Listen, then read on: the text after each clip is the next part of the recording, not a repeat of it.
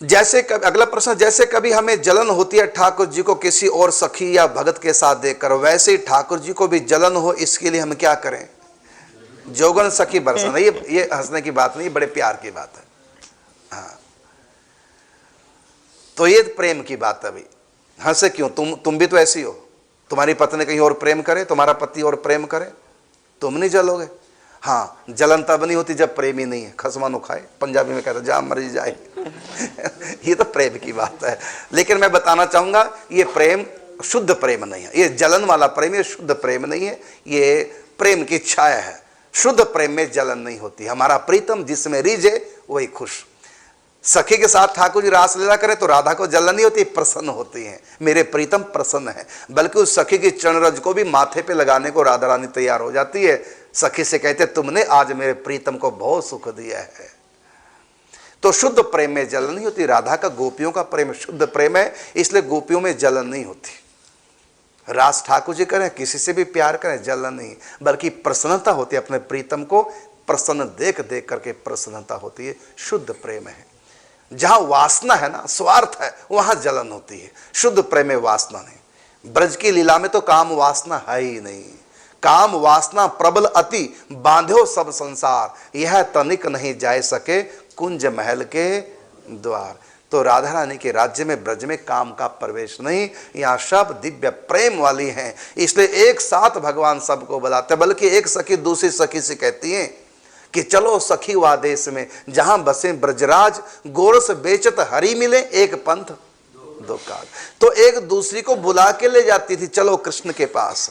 और अगर वासना होती तो अकेली जाती चुपचाप, और कृष्ण में वासना होती अकेली गोपी को बुलाते। लेकिन वो तो सबको झुंड को बुलाते हैं। और महारासला में रात्रि के समय बुलाया, सब सखियों के साथ बुलाया। यदि काम वासना होती एक को बुलाते, लेकिन यहां तो सबको बुलाया। और सबके बीच में रास होता है, अलग छिपकर कमरे के भीतर नहीं। क्योंकि काम लीला नहीं, ये शुद्ध प्रेम लीला है।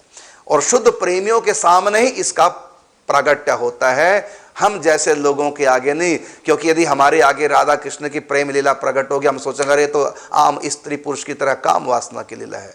इसलिए सपने में भी ठाकुर जी नहीं आते। उनकी दिव्य प्रेम की लीला प्रेम ही समझ सकते हैं, आम व्यक्ति नहीं समझ सकते। रसिया रसिया सब कहें, रसिया रस की खान, रसिया ही कोई समझ कर सके रसिकन की पहचान। तो आपको जलन हो रही, बहुत अच्छी बात है। भले आपका शुद्ध प्रेम नहीं, लेकिन प्रेम है। और ये प्रेम भी किस्मत वाले के पास ही होता है। आप साधारण बात नहीं, जिसको जलन होती है ठाकुर जी और भक्तों के साथ तो प्रेम करते हैं, बहुत अच्छी बात। आप बिल्कुल सही लाइन पे चल रहे हैं। लेकिन अभी आप मार्ग में हैं, मंजिल पे नहीं। जब मंजिल पे पहुंचेंगे आपको बड़ी प्रसन्नता होगी। ठाकुर जी किसी से भी राज करेंगे, आपको बहुत प्रसन्नता होगी। लेकिन अभी आपका प्रेम अधूरा है, परिपाक नहीं हुआ है। लेकिन आपका प्रेम अधूरा सही, लेकिन है, तभी जेलसी हो रही है।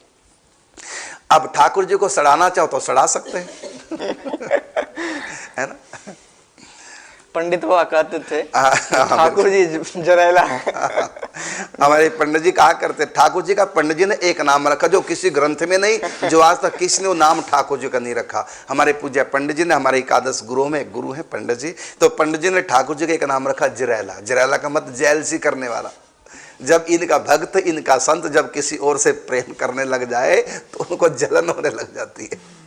तो फिर वो गड़बड़ करने लग जाते हैं कि मेरे को छोड़ के कहीं और प्रेम कर रहा है। वो जलते ही रहते हैं हमेशा। तो पंडित जी ठाकुर जी को जरेला कहते थे। अगला है